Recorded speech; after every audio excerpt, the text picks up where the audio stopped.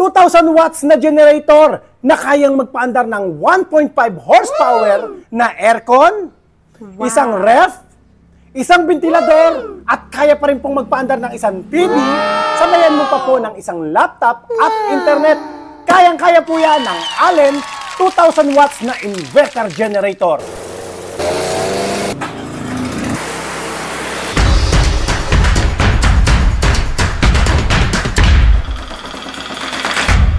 Ang isa po sa kagandahan ng generator na ito, napakatipid po nito sa gasolina. Imagine niyo po, wala pa po itong 1 litro kada isang oras.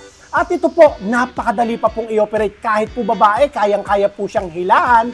Ganyan po siya kaganda at 100% copper wire po siya. Kaya naman napaka-quality ng generator na ito. Ang isa pa pong kagandahan po ng generator na Allen, inverter na generator, ito po, hindi masyadong maingay kagaya ng ibang mga generator na talaga namang hindi makatulog pati kapitbahay.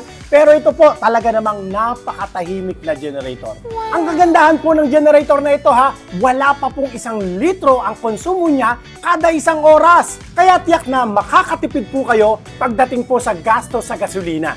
At kung ang ibang generator hanggang 3 oras lang pwedeng gamitin, itong Allen na generator na ito, kaya po niya ng 6 na oras na diretsyo. At kung talagang wala pa rin pong kuryente, pahinga mo lang po ng 1 oras, pwede na naman po siyang umandar ng 6 na oras. Ganyan po katibay at ka-quality ang generator na ito. 100% copper wire po siya. At ang kagandahan pa niya napakadali po niyang i-start.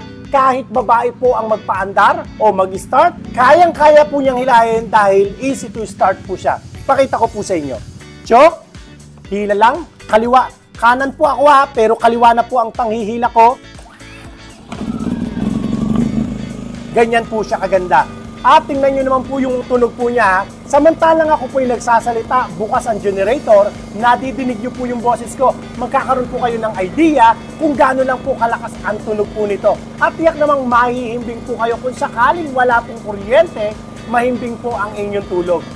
At itong generator na ito, mapapansin nyo po, kapitbahay friendly po siya.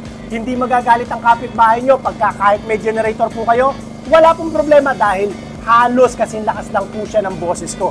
Nagsasalita po ako, ito yung generator na umaandar. So magkakaroon po kayo ng idea kung gaano lang po kahina ang tunog po ng generator na ito. Sa lahat po ng mga interesado, pwede nyo po akong i-follow sa ating pong channel, Diskarte Pinoy TV. At ang ating cellphone number, naka-flash po dyan sa inyong screen. Sa mga nagtatanong, magkano po ang presyo po niyan? 28,500 lang po yan mga kadiskarte. Maraming salamat po sa inyo at ingatan nawa po kayo palagi ng Panginoon. God bless po.